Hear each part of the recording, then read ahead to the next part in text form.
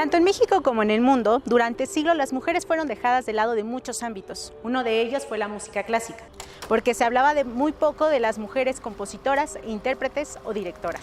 Y aunque actualmente ha habido un avance significativo, esto fue resultado de la lucha de cientos de mujeres que alzaron la voz, tomaron los instrumentos, escribieron las partituras y dirigieron a las músicas y músicos de todas estas orquestas. Las músicas poco a poco han logrado dejar de lado ese papel en el que las mujeres solo se les veía como aquellas que inspiraban las artes, pero que no eran dignas de ser las protagonistas. Han pasado de ser musas a artistas, de ecos a hacer las melodías. Así que las invitamos a este recorrido en el que podremos mostrar la crónica de cómo se dio y se sigue dando esta reivindicación de las musas en la Ciudad de México.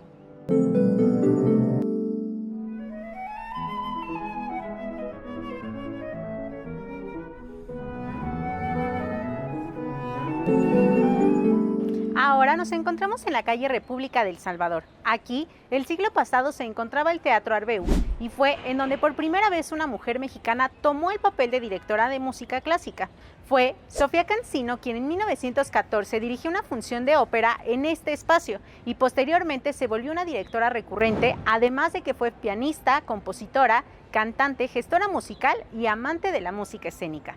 También existen antecedentes de otras mujeres que tomaron este puesto de manera excepcional, como María Garcías, quien en 1867, en el entreacto de una ópera, La Traviata, presentó su marcha republicana con la orquesta de la ópera y una banda militar con ella dirigiendo desde el palco escénico. Sin embargo, aunque en ese momento su trabajo sentó un precedente, no fue hasta 2009 que en México, Gabriela Díaz Alatriste fue directora titular de una orquesta, la Orquesta Sinfónica Nacional del Instituto Politécnico Nacional, y actualmente es directora de la Orquesta Filarmónica Mexiquense.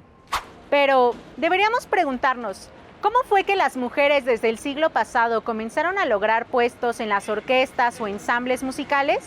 Para esto, las invito a que vean la siguiente información.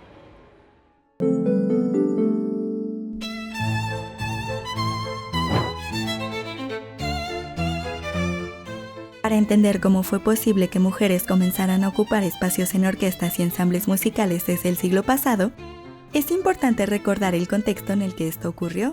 Durante el siglo XIX y gran parte del XX, a las mujeres se les consideraba aptas solo para participar en actividades musicales dentro del ámbito privado. Tocar el piano en casa, cantar en reuniones familiares o acompañar en salones, aunque algunos conservatorios comenzaron a aceptar mujeres hacia finales del siglo XIX, los estudios disponibles solían enfocarse en la ejecución musical, no en la composición o la dirección. En este sentido, mujeres como Julia Alonso, alumna de composición en 1912, representaron una excepción valiente que abrió camino para muchas más. Hay que tener en cuenta también que existía una idea muy arraigada sobre qué instrumentos eran adecuados para las mujeres. El piano, el arpa o el violín eran bien vistos, mientras que el contrabajo, el trombón o la percusión eran considerados masculinos. Estas ideas limitaron por mucho tiempo el acceso a ciertas secciones orquestales y al liderazgo.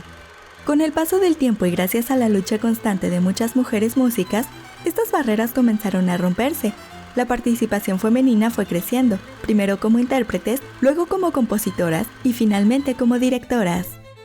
Así que sí, si hoy podemos hablar de mujeres en la dirección musical, es gracias a esas primeras que decidieron romper silencios, batutas y partituras, porque la historia de la música también se escribe en femenino, aunque durante siglos nos hayan querido decir lo contrario.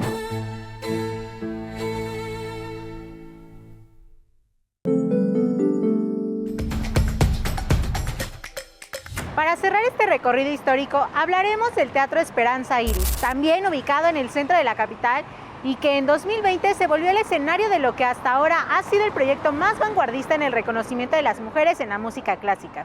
Se trata de la Orquesta Sororidad, la primera que fue únicamente conformada por mujeres y no solo las artistas, sino también la gestión e ingeniería musical, un proyecto que buscaba mostrar su talento, además de dignificar el tema salarial y su papel en la industria. Pero, lamentablemente, este proyecto no pudo continuar y su única presentación se llevó a cabo sin público el 20 de marzo de 2020 y fue transmitida en redes sociales a causa de la pandemia de COVID-19. Y aunque esto sentó la base de lo que podría ser la ruta a seguir para garantizar la inclusión de las mujeres en la música clásica, ¿realmente hay perspectiva de género en la industria? Bueno, para descubrirlo, las invito a continuar con nosotras.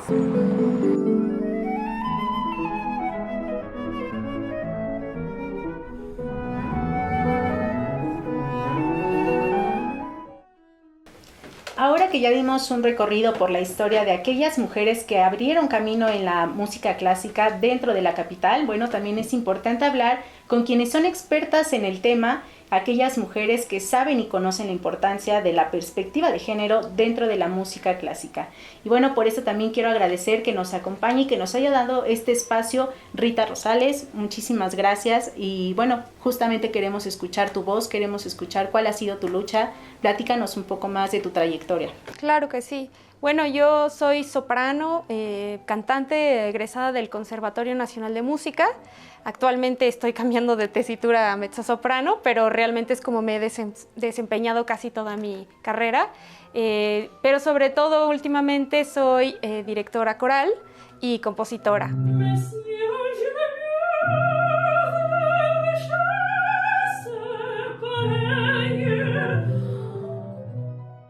Con mi grupo Shemesh Quartet hemos abierto brecha en la música a capela en México.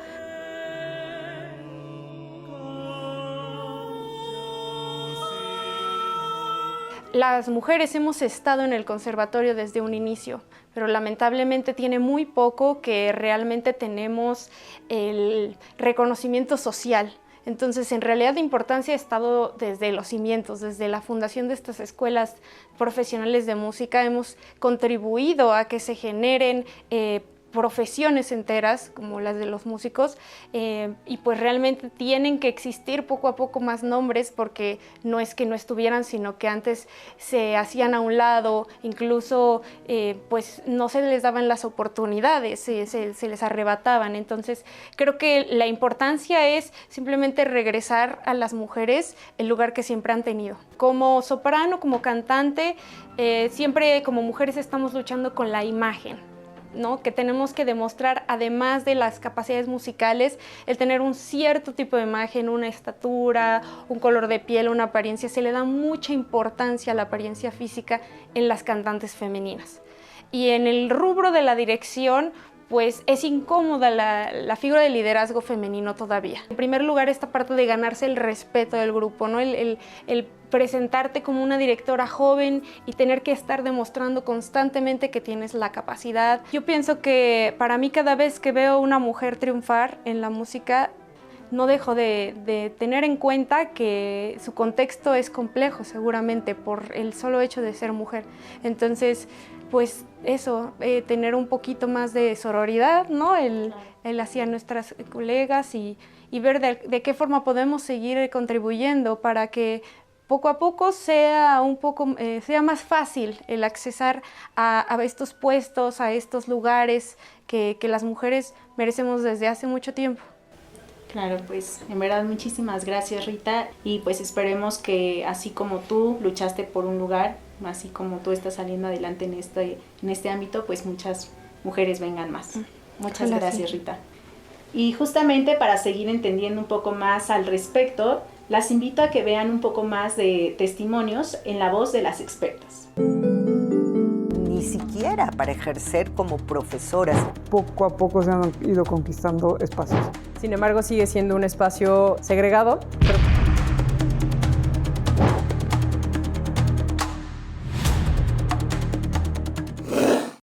Soy Patricia Piñones, soy feminista, soy madre y esto lo añado como feminista también en esta mi semblanza. Gladys Zamora, soy musicóloga y actualmente directora interina del Conservatorio Nacional de Música. Soy Mavi Muñoz de Nanín y soy coordinadora del posgrado en música de la UNAM. A lo largo de la historia, las mujeres han estado presentes creando, interpretando y transformando el arte desde las sombras. Hoy, gracias a luchas constantes y a una mirada más justa, ese momento comienza a llegar. En este breve recorrido, Patricia Piñones nos invita a reflexionar sobre cómo las posibilidades para las mujeres han evolucionado a lo largo del tiempo y cómo poco a poco la historia comienza a escribir nuevos nombres con voz propia. Podemos mirar diferentes escenarios. El escenario del arte es importantísimo, claro que sí. Y tienen que ver con qué, con las posibilidades que las mujeres a lo largo de la historia hemos venido teniendo. Probablemente y en alguna época ni siquiera para ejercer como profesoras. En otra época y probablemente las mujeres podían ser en cualquiera de las artes profesoras, pero difícilmente intérpretes, pero difícilmente compositoras si fuera la música, pero difícilmente directoras de orquesta si fuera la música. Esto va variando de acuerdo a la época. Han habido cambios muchísimos, sustanciales, pero la perspectiva de género nos permitiría otra vez esta idea del enfoque de perspectiva. Tenemos que visibilizar todas, todos, todes. Pero esta transformación no es solo parte del pasado, también se vive en el presente. Gladys Zamora y Mavi compartieron con nosotras lo que significa ser mujer en la música hoy. Hablaron de los avances que han visto, de cómo los espacios se han abierto, especialmente en la investigación y otras áreas antes inaccesibles. En los últimos años las cosas han cambiado. Creo que las alumnas han hecho cada vez más conciencia del lugar que podemos tener. Creo que las cosas han cambiado y han mejorado para las mujeres respecto a hace unos pocos años. Hoy en día vemos directoras invitadas, visitantes, en casi todas las orquestas del país, pero eso ha cambiado de la pandemia para acá. Y bueno, siempre hay que señalar que pocas mexicanas entre las invitadas. La investigación musical en México y la musicología ha tenido un espacio muy positivo para la participación de las mujeres. Tenemos muchas musicólogas. Desde que empieza a existir la actividad musicológica en México, ha habido musicólogas y en ese sentido yo creo que he sido afortunada. No creo que haya luchado mucho contra ello porque ha sido muy normal ver colegas y generacionalmente mis maestras, las maestras de mis maestras. O sea, vemos toda una genealogía de investigadoras en México. Yo todavía no termino de entender bien cómo es que esto ha sucedido, pero en el caso de la investigación musical creo que no ha habido una segregación tan fuerte. Sin embargo, hay mucho que trabajar, pero bueno, soy optimista y creo que poco a poco se han ido conquistando espacios. Sin embargo, hay que notar que las orquestas siguen muy segregadas. Los espacios de participación en general sí favorecen más la participación de hombres. Las contrataciones incluso, aunque tengamos graduados y graduadas de las mismas carreras, siguen favoreciendo a hombres. Vamos cambiando, vamos mejorando, pero todavía hay mucho que hacer. Sin embargo, sigue siendo un espacio de alguna manera segregado. Creo que todavía tenemos carreras donde hay una mayor participación de hombres o de varones y que son espacios donde mantenemos estas ideas o estereotipos de que hay ciertos instrumentos, no sé, como los metales o la guitarra, por ejemplo, donde seguimos teniendo una mayor participación de hombres porque aún nos falta inculcar en las alumnas que podrían acceder a cualquier instrumento, ser compositoras, ser guitarristas.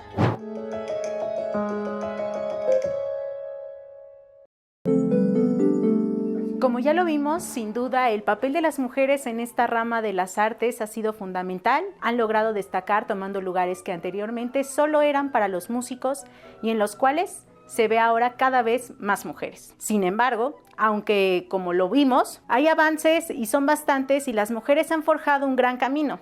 La realidad es que las barreras de género aún no se han derribado del todo. Sin embargo, la lucha de las artistas continúa.